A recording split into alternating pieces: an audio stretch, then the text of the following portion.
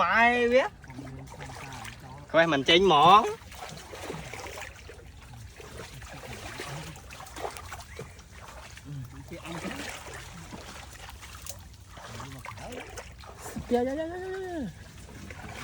nhiều tiết ạ.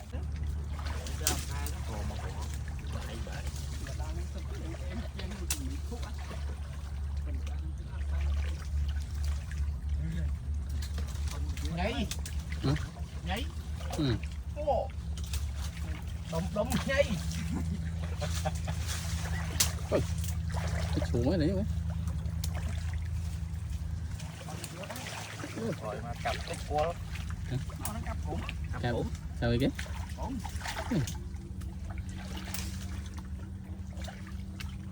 đây nhảy phải cho đẹp.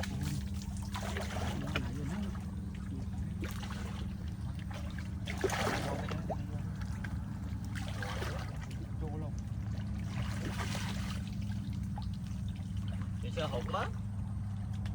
chơi hụt nè vui chứ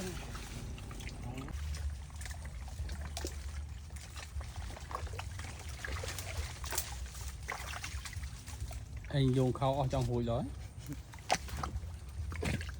chạy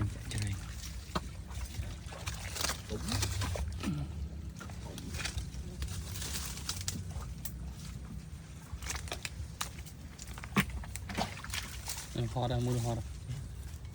lẹ sọ lố ấy sọ lố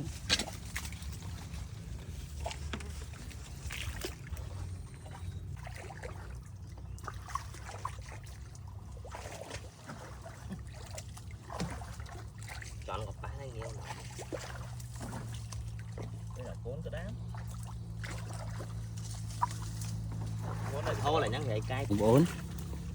dương cầm phong tà đỡ rô nghêu chốt anh cùng đỡ thoát tí hết tàu lối nghêu với lang mọt đôi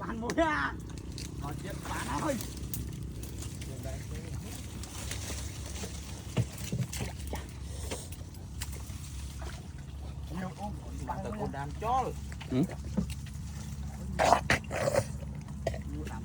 anh gặp bàn mùi đấy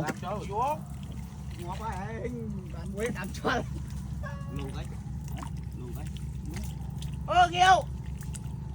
ăn muối chứ đâu ơi anh bạn làm tròn muối ơi nhiều sỏi với anh nhá hả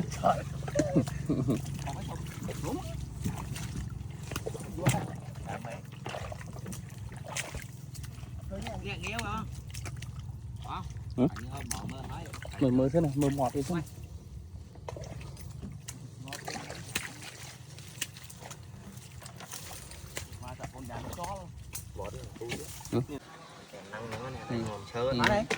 chín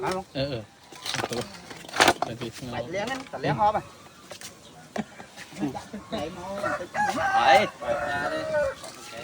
lén cái sao tao mà thấy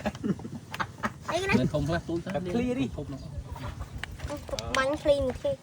đưa cho khách đầu ấy đó đấy còn nhé mình không túi nhé bạn chậm đưa một cái túi không à còn hom cùng cán giờ không thông chứ gì thôi